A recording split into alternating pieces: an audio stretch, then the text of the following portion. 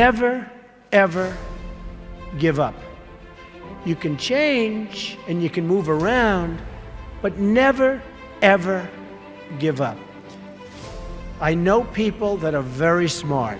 They went to the Wharton School of Finance with me. I know other people that aren't as smart, and those people are the top people in industry today, and they just were tougher. They didn't give up. And the smart ones had everything on their plate. They'd always come in with the A+ on the tests and the good boards and everything else. But when they ran into problems, they didn't know how to solve the problems like the guys that weren't as good. And it's very seldom that you see something other than this happen. So never, ever give up. A lot of that is all in the details. You've got to be into the details, because if you're not, they'll come back to haunt you. So oftentimes, life is in the details. Well, business also is in the details. You have to be very careful. You have to watch the dotted I's, because you can really lose tremendously if you don't watch those details. So we discussed that, and as Robert likes to say, probably more than I do, that's the little finger, but it's all about the details. It's very important. You want to be totally focused. You can't take your eye off the ball. When I had troubles in the early 90s, a major article came out, and it said very strongly, everything he touches turns to gold. And I believed it. So I'd go out with models at night instead of working. But that wasn't good. And I remember I had a big lease coming up, and there was a big show, and I went to the show. I said, don't worry, fellas, you can handle the lease, you'll get it done. Well, I came back, they didn't get it done, and I would have had it done 100%. And then the market crashed in the 90s. So I had trouble, but it was sort of an amazing, I wouldn't want to do it again. It was an amazing test of yourself. Can you handle pressure? How are you under pressure? Are you smart? When everybody's coming at you. The worst employee is a good employee.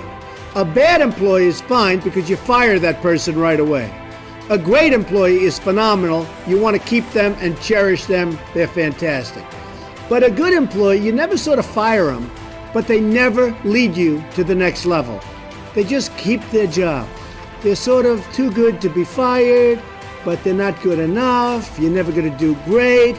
So I always say, the worst employee isn't a bad employee, it's just a good or average employee. Gary Player, the great golfer, he was a little guy, very little, but he worked really hard. And he had a great statement, but he'd go, the harder I work, the luckier I get. And he wins the U.S. Open. You have all these big, handsome guys, these big, giant guys, and they're hitting the ball a mile. And you have Gary Player. And Gary Player would win the Open. He'd win the Masters. He'd win this. He'd win that. And he said, hey, in the U.S. Open, he hit a 5-iron to 1 foot from the hole, and he ended up getting a birdie and wins the U.S. Open, right? And he came off the green. Now, I know I've heard the statement before, but I heard it from him in a meaningful way.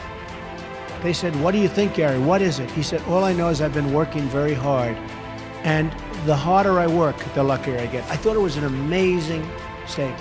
Sometimes in life, to be successful, oftentimes, most of the time, you have to follow your instincts. You have to follow your gut. You have to. Your parents may say wrong, your whoever may say wrong, but you have to do it. So much of success is seeing yourself as victorious.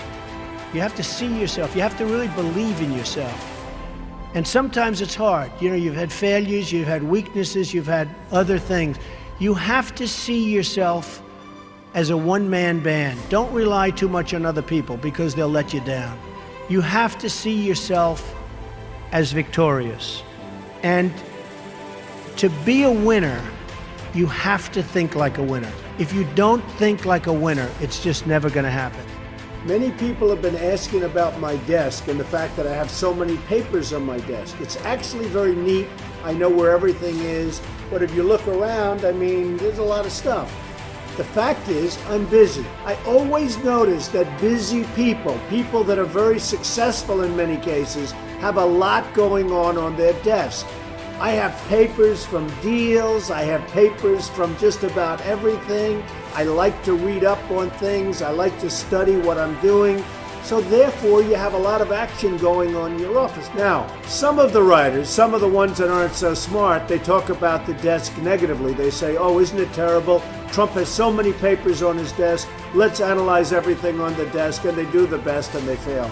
But the fact is, I've noticed over the years, successful people have a lot going on their desk.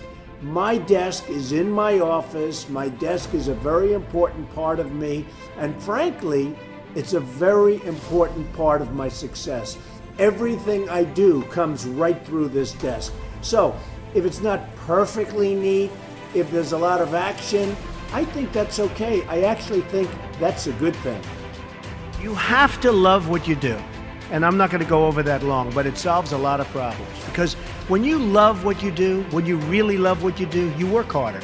I mean, I have friends that don't love, and you know, I tell this story. A Wall Street titan, big guy, but I was richer than him, and I'm richer, according to Forbes, I'm much richer than him. So I like that, you know? I like that. But this big Wall Street titan, he's a big name. He has a son, and his son is a wonderful human being, which is amazing because the guy's a horrible person. But he's one of the biggest guys on Wall Street.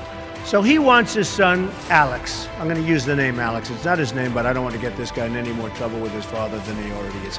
Alex isn't the strongest character. The father is a brutal, vicious killer. So the father has a big firm on Wall Street, and he wants Alex to go into the firm, of course. You know, come on, Alex, get in there, get in there. In the meantime, all these kids are graduating from Wharton and Harvard and Stanford, and they're just eating Alex's lunch. He doesn't have a chance. He doesn't have a chance. And he doesn't like it. He's not liking what he's doing. You got to love what you do. He's not liking it. So one day, but he can't leave because of his father. I actually tell him, why don't you leave? Your father's brutal. The father's just killing the guys. Tell him, you don't have what it takes. I'm sorry, Dad. Oh, this is great. So I say, you got to leave the father. You got to leave him. He said, I just can't, Donald. So anyway, he's a spoiled guy. He's a member of a very good golf club in Westchester, which is a rich place in New York. And he's on one of the committees, and he's on the Greens Committee. And they put him in charge of redoing the course. They're doing this big renovation of the course. It's a very good club. And he's there every morning at 5 in the morning. He doesn't leave. He did such an unbelievable job. The contractors respected him. Everybody respected him. So the wife comes up. He's doing so great, Donald. He's so amazing.